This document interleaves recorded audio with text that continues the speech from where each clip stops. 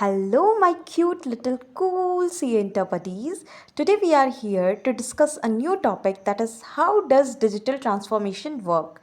Earlier we have discussed about strategic change, which was classified into two, that is steps to initiate strategic change and Kurt Lewin's model of change.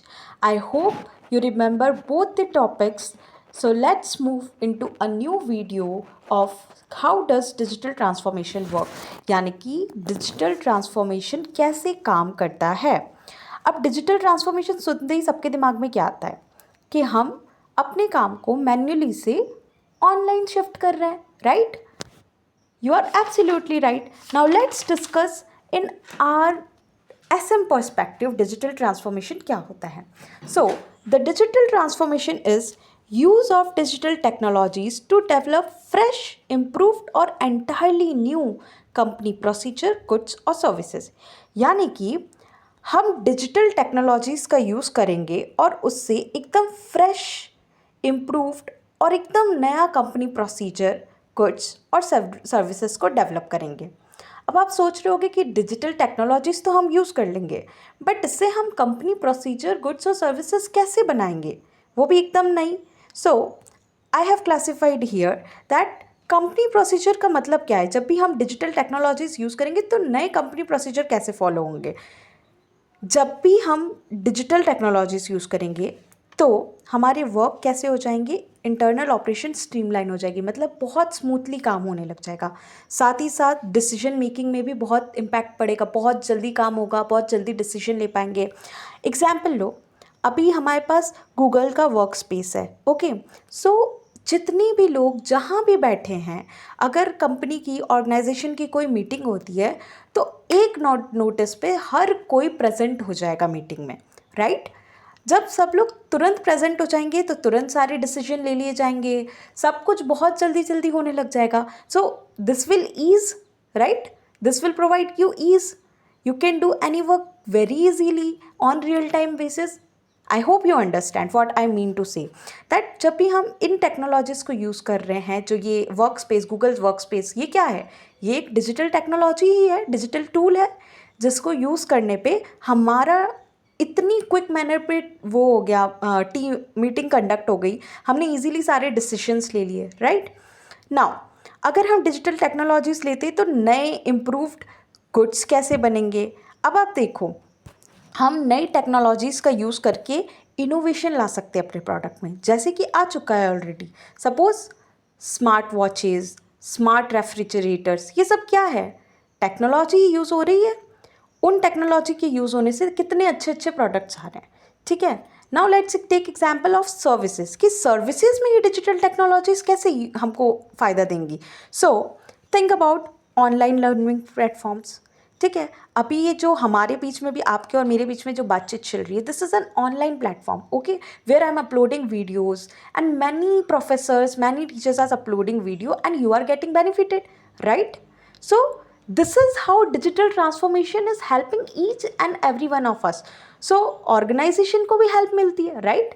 Easily अब इसको आप समझ सकते हो कि जब भी हम use of digital technologies use करते हैं to develop fresh, improved और entirely new company procedure, goods और services, तीनों चीज़ों को जब डेवलप करने के लिए, एकदम नई डेवलप करने के लिए हम यूज़ करते हैं जिन टेक्नोलॉजी को, तो वो डिजिटल ट्रांसफॉर्मेशन कहलाते हैं। आई hope you understood.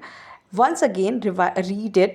Use of digital technologies to develop fresh, improved or entirely new company procedure, goods or services is known as digital transformation. समझे? Very good. ये जो भी मैंने यहाँ रेड पेन और ब्लैक पेन से लिखा है, this is of not importance, this is just for explaining purpose, okay. In exam whenever they are asking for digital transformation, you should write this much. That is use of digital technology to develop fresh, improved or entirely new company procedure, goods or services. Okay, now challenging to identify, even more challenging to implement. अब जैसे changes जो भी होते हैं, digital changes हमें अपनी organisation में चाहिए या नहीं चाहिए, इसको आइडेंटिफाई करना बहुत मुश्किल है, बट उससे भी मुश्किल होता है इम्प्लीमेंट करना, ठीक है। एक बार आप चेंजेस तो ला सकते हो, समझ सकते हो कि हमें ज़रूरत है चेंजेस की, बट उसे इम्प्लीमेंट कैसे करोगे? इम्प्लीमेंट करने के लिए तो बहुत सारे प्रोसीजर्स लगते हैं, प्लान बनाते हैं, लोगों को इन्वॉल्व करते हैं. This very broad process, very big process. Okay, so that's why here we have written challenging to identify, even more challenging to implement. जो डिजिटल ट्रांसफॉर्मेशन है उसको आइडेंटिफाई करना तो चैलेंजिंग है ही, पर उसको इम्प्लीमेंट करना उससे ज़्यादा चैलेंजिंग है, क्योंकि कई बार ऐसा भी हो सकता है कि लोग रेसिस्ट करें. कई लोगों को चेंजेस पसंद ही नहीं आते हैं, राइट. तो सबको मना के, सबकी बातों को सुन के ये चेंज में लाना इज़ वेरी अलग लेवल का task. Okay, I hope you understand. Now change management to be consider while digital transformation. जब भी आप डिजिटल ट्रांसफॉर्मेशन कर रहे हो तब आपको चेंज मैनेजमेंट को ज़रूर देखना चाहिए. अब ये चेंज मैनेजमेंट क्या है? सुनने में तो कैसा लग रहा है कि चेंज मैनेजमेंट मतलब मैनेजमेंट को चेंज कर दो. No, this is not change management कि मैनेजमेंट को चेंज कर दो. It is classified in another way. Now I will take to you at change management things. ठीक है, so let's move toward change management. उसको briefly understand करते हैं and then we will come to this page. Okay, let's see how does change management work.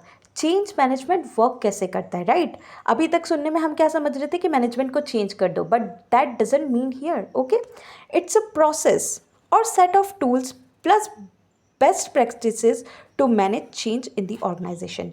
ये एक process है, या यूँ कहे सेट ऑफ टूल्स है, बेस्ट प्रैक्टिसेस हैं, जिससे आप जो भी चेंज आपकी ऑर्गेनाइजेशन में होता है उसको मैनेज कर सकते हो. अब जैसे कि ऑर्गेनाइजेशन में ऐसा तो नहीं है डिजिटल ट्रांसफॉर्मेशन ही पहला चेंज होगा. इससे पहले भी बहुत से चेंज आए होंगे, क्योंकि हमारा ऑर्गेनाइजेशन तो क्या है, बहुत ज़्यादा इन्वायरमेंट हमारा टर्बुलेंट है, डायनामिक है, मतलब कभी भी कुछ भी चेंज आ सकते हैं.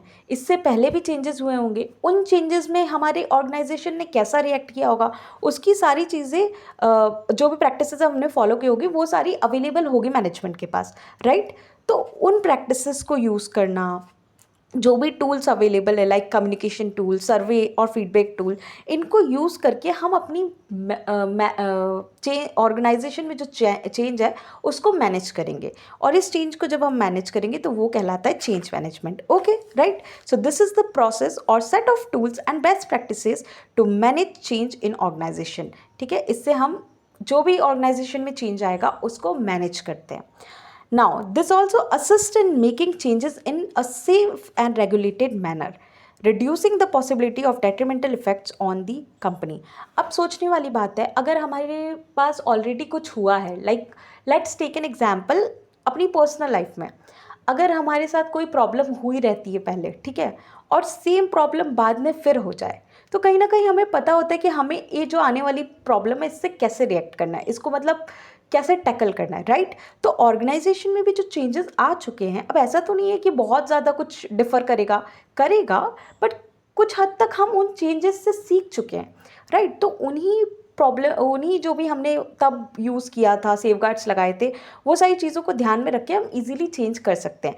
इसीलिए कहते हैं कि चेंज मैनेजमेंट क्या करता है, assist in making changes in safe and regulated manner. और जब हमारे पास ऑलरेडी पता होगा हमें कि ये चीज़ें हो सकती है आगे, ये हो सकता है, तो हम प्रिपेयर्ड रहेंगे और अच्छे से कोई भी चेंज लेके आ जाएंगे, राइट. फिर इसकी वजह से एक और क्या इफ़ेक्ट होगा कि कंपनी को कोई डेट्रीमेंटल इफेक्ट नहीं होगा, कोई हार्मफुल इफेक्ट नहीं होगा, क्योंकि हम पहले से प्रिपेयर्ड है, राइट. मैं शायद आपने एसएम के चैप्टर में अभी पढ़ लिया होगा reactive and proactive, right. So here we are being proactive instead of reactive, right. I hope you understood. Now change management क्या इंक्लूड करता है? चेंज मैनेजमेंट बोलता है creating a clear vision for the change.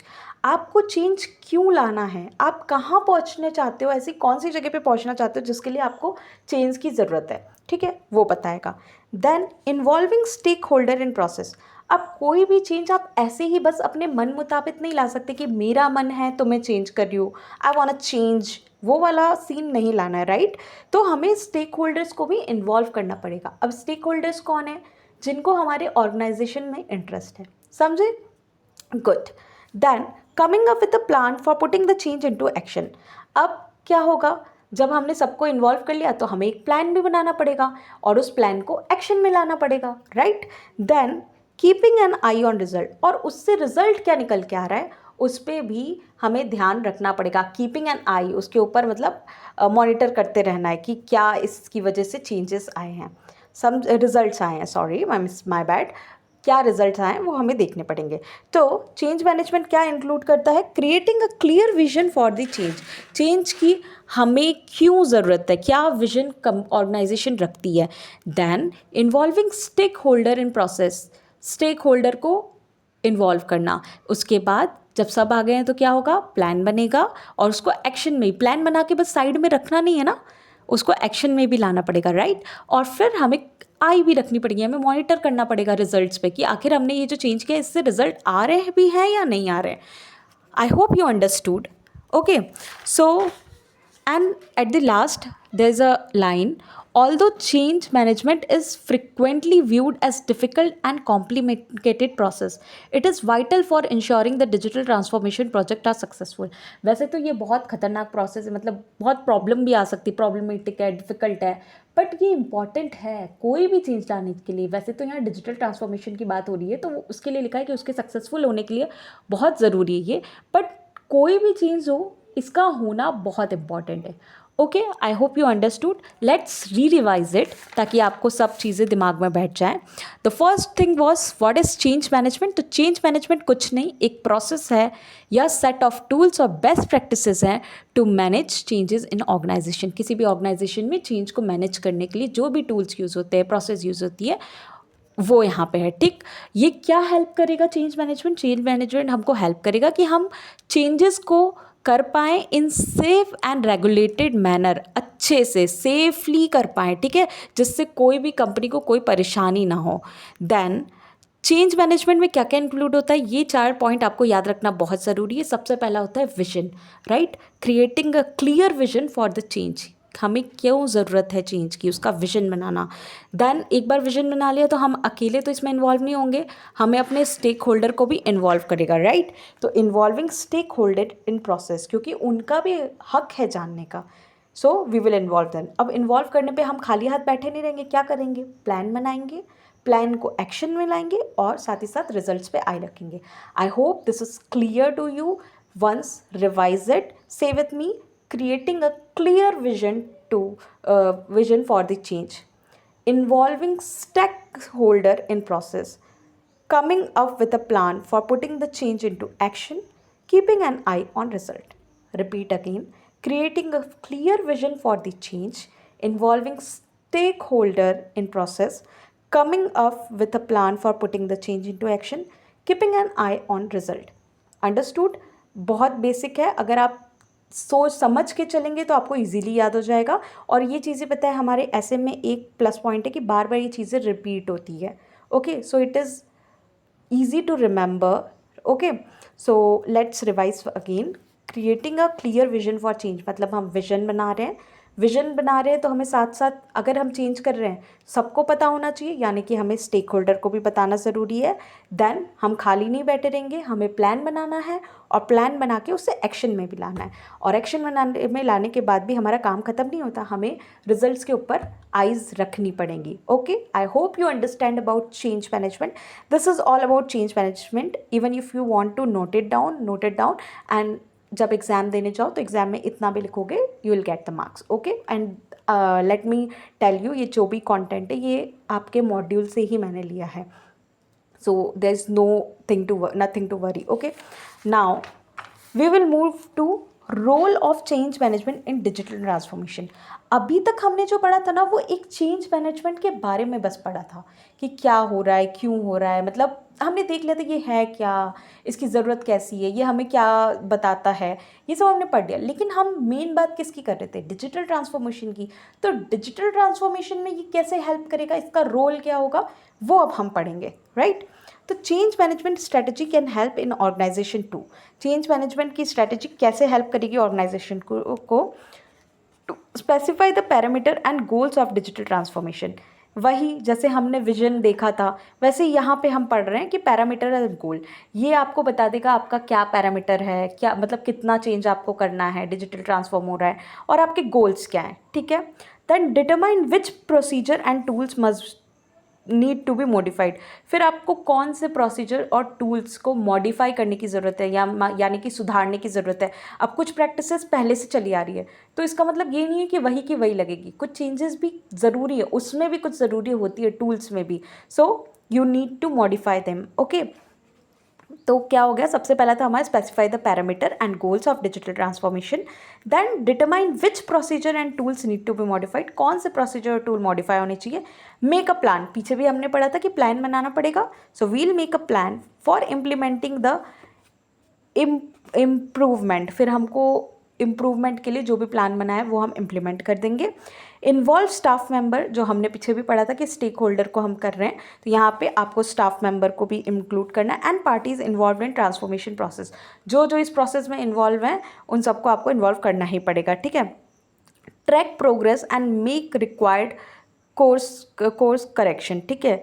जहाँ जहाँ ज़रूरत होगी आपको करेक्शन भी करने पड़ेंगे, मतलब अपनी प्रोग्रेस को ट्रैक करो और जहाँ जहाँ आपको करेक्शन की ज़रूरत हो करो। सेम जो चेंज मैनेजमेंट हम बेसिक पढ़ के आए थे पीछे, यानी कि हमने जो ये चेंज मैनेजमेंट पढ़ा था उसी को यहाँ दिया है, बट थोड़ा सा ब्रॉड वे में दिया है, ठीक है। रोल्स हैं तो आप बहुत ईजी है समझना। वहाँ पे हम विजन देख रहे थे, यहाँ हम पैरामीटर्स एंड गोल लिख देंगे कि ये हमको स्पेसिफाई करता है parameter and goals of digital transformation. Digital transformation के क्या गोल्स और पैरामीटर है। Then determine which procedure and tool need to be modified, कौन से प्रोसीजर और टूल आपको मॉडिफाई करने की ज़रूरत है। Then make a plan for implementing the improvement, फिर आप प्लान बनाओगे, इन्वॉल्व करोगे स्टाफ मेंबर्स को और पार्टी जो इन्वॉल्व हैं और उनकी प्रोग्रेस को ट्रैक करोगे, और जहाँ दिक्कत होगी वहाँ आप करेक्टिव एक्शंस लगाओगे, ठीक है, करेक्शन करोगे। ओके, सो री रिवाइज इट, हम वहाँ विजन पढ़ते थे, यहाँ हमारी goals and parameter, then procedure जो कि मॉडिफाई होने चाहिए, procedure and tool which need to be modified, उसके लिए हमें प्लान बनाना है, स्टाफ मेंबर को इंक्लूड करना है और ट्रैक करना है progress. Repeat with me the 5 points, specify the goals and parameter, determine which procedure and tools to be modified, make a plan, फिर involve staff members and track progress and make required course correction. Again छोटे छोटे से हम छोटे छोटे points revise कर सकते हैं। जैसे सबसे पहला है parameter and goal, procedures and tool to be modified, make a plan, involve staff member and track progress. Understood? Again repeat, parameters and goal, procedure and tool to be modified, make a plan, involve staff member and parties, track progress. I hope आपको इतना समझ में आ चुका है. Now the last point is change management gain importance because organization can improve their chances of success by approaching change in proactive and organized manner. ये तो easy line है कि हम चेंज मैनेजमेंट की हेल्प से आप प्रोएक्टिव बनते हो, आपकी ऑर्गेनाइजेशन प्रोएक्टिव बनती है इंस्टेड ऑफ बीइंग रिएक्टिव, क्योंकि हम सारी चीज़ें समझ चुके हैं कि हमें कब किस चीज़ की ज़रूरत है, हम कैसे रिएक्ट करेंगे, हमें हमारे पुराने बेस्ट प्रैक्टिसेस और टूल्स को यूज़ करना चाहिए। Okay, so by understanding this all we understood the role of change management. I think you need to revise once again. So say with me, specify the parameters and goals of digital transformation. Okay, parameters and goal. Then after that, which procedure and tool need to be modified. Then make a plan for implementing the improvement. Fourth is involve staff members and parties. Then track progress and make required course correction. So this was role. पता है जो इसकी थोड़ी सी negative thing है विच I feel कि ये सब ना बहुत सिमिलर लगता है, हर जगह एक सा होता है ना, तो वी गॉट कन्फ्यूज कि हम कैसे याद रखेंगे, right. But anyhow we have to do it, you just do it. Okay, when you will re-revise it again and again, you will understand it. Okay, means you will able to keep it in your mind. So re-revise it. This is the only way to crack SM. Okay, so here are 5 points which is role of change management. Let's discuss as once again and for the last time. Specify the parameters and goals of digital transformation, determine which procedure and tool need to be modified, make a plan for implementing the improvement, involve staff member and parties involved in transformation process, track progress and make required course correction. Now the last point which we need to discuss, जो हमने छोड़ दिया था क्योंकि हम change management समझने गए थे। अब चेंज मैनेजमेंट ही इतना अथाह सागर था कि हम उसको समझते समझते भूल ही गए कि डिजिटल ट्रांसफॉर्मेशन की बात चल रही थी। So here we have a point left which is change management in digital transition consist of 4 essential element.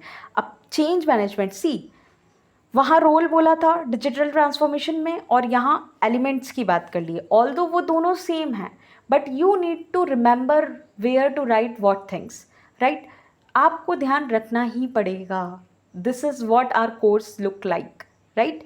So let's discuss element. Element भी पढ़ोगे तो आपको वापस से वही चीज़ें रिकॉल होंगी, बस आपको ध्यान रखना है। Okay, so elements are defining the goals and objective of transformation. वहाँ हमने पढ़ा था पैरामीटर एंड गोल, राइट। और यहाँ वही चीज़ है, defining the goals and objective of transformation, right. Then assessing the current state of organization and identifying gap. अब आपको यहाँ पे आप किस स्टेट पे हो, कौन सी पोजीशन पे हो और आपको कहाँ पहुँचना है, ठीक है। इन दोनों के बीच में आपको जो भी गैप है उसको आइडेंटिफाई करना है, ठीक। अब जैसे कि मान के चलो, I am just giving an example to make you understand. आप चाहते हो कि आपके आए 80 marks and right now you are standing on 60 marks. 60 से 80 जाने के लिए ये गैप किस चीज़ का आ रहा है वो आपको अंडरस्टैंड करना पड़ेगा। Same goes here that assessing the current state, यानी कि हम 60 मार्क्स पे है of the organization and identifying the gap. अब 80 पे पहुंचने के लिए क्या गैप है, क्यों ये दिक्कत हो रही है, वो आपको समझना पड़ेगा। Now next is creating a road map for change that outline the step needed to reach the desire state. अब वो जो आपने गैप आइडेंटिफाई किया 60 से 80 तक का, 20 मार्क्स का, उसके लिए आपको रोड मैप बनाना पड़ेगा कि मैं और PYQ सॉल्व करूँगा, मैं MTB सॉल्व करना भूल जाता हूँ वो करूँगा। ये मतलब जो भी आप अपने एक रोड मैप बना रहे हो वहाँ तक पहुँचने के लिए, ठीक है, उसको बताना है। So the third point is creating a road map for change that outlines the step needed to reach the desired state. वहाँ पहुँचने के लिए क्या स्टेप्स लगेंगे। And the last is implementing and managing the change at every level of organization. आपको change को implement करना है और मैनेज करना है at every level of organization. Organization के हर लेवल पे आपको चेंज इम्प्लीमेंट भी करना है और मैनेज भी करना है। This is little easy, elements are very easy, बस थोड़ा सा समझने की फेर है। दैट इज़, सबसे पहले आप डिफाइन करोगे आपके गोल्स एंड ऑब्जेक्टिव, फिर आप असेस करोगे आपका करंट स्टेट और वहाँ तक पहुँचोगे कैसे, ठीक है, आपको आइडेंटिफाई करना है गैप। फिर आपको रोड मैप तैयार करना है, creating a road map for change that outline the steps needed to reach the desired state. और फिर implement and managing the change in every level of organization. आपको इम्प्लीमेंट करना है चेंजेस को और साथ ही साथ मैनेज भी करना है। हर जगह वही बातें बार बार रिपीट हो रही है। मैं आपको ये बात कितनी बार समझाऊँ, मतलब आप देख लो, आपने यहाँ पढ़ा इस चीज़ों को, ठीक है, दिस इज़ वे इजी। जितना मैं समझ पा रही हूँ एलिमेंट्स ज़्यादा इजी हैं कि आपको गोल्स एंड ऑब्जेक्टिव वो आइडेंटिफाई करने हैं, फिर करेंट स्टेट क्या है, वहाँ से आपकी गैप क्या है वो आइडेंटिफाई करो, उसके लिए रोड मैप बनाओ और फिर इम्प्लीमेंट और मैनेज करो, ठीक है। This is very easy in what we say elements. But same goes in this, change management की बात करी तब भी ऐसे ही कुछ स्टेप्स थे, फिर जब हमने ट्रांसफॉर्मेशन की बात की उसके रोल्स की तो भी ऐसे ही स्टेप्स थे। It might make you little bit confusing, but don't confuse. ये कन्फ्यूजन जब आप डेली रिवाइज करोगे ना अपने आप जाने लगेगा, ठीक है। So for now we are wrapping up this video. Please please please अच्छे से ध्यान देना क्योंकि this question can come in exam. और बात यह है ना कि रोल्स, एलिमेंट्स और इनमें आप कंफ्यूज हो जाओगे। सो इस चीज़ों पे आपको ध्यान देने की बहुत ज़्यादा ज़रूरत है। डेली रिवाइज करो कि एलिमेंट्स में 4 पॉइंट्स है, रोल्स में 5 पॉइंट्स है, ऐसे याद रखोगे ना तो भी याद रहेगा। बस बात यह है कि आज पढ़ के छोड़ दोगे तो आपको कभी याद नहीं रहने वाला। एग्ज़ाम के एक दिन पहले आप नहीं डिस्टिंग्विश कर पाओगे और एग्ज़ाम में इसी जगह पे खेल दिया जाता है, ठीक है। So please, my humble request to everyone watching this video, please refer this video again and again, refer your module, understand more thoroughly, चीज़ों को याद करने की कोशिश करो। एंड देखो, we all use brains, everyone is studying, सब पढ़ रहे हैं, but be little bit smart, okay? You need to be little bit smart to tackle the exam, okay? So discuss, please remember elements में 4 point है which are very easy. Elements में क्या है, goals and objective, then आपका current state, identifying gap, उसका gap के लिए आप क्या करोगे, रोड मैप बनाओगे, और रोड मैप बनाने के बाद वो इम्प्लीमेंटिंग एंड मैनेजिंग करना है, ठीक है।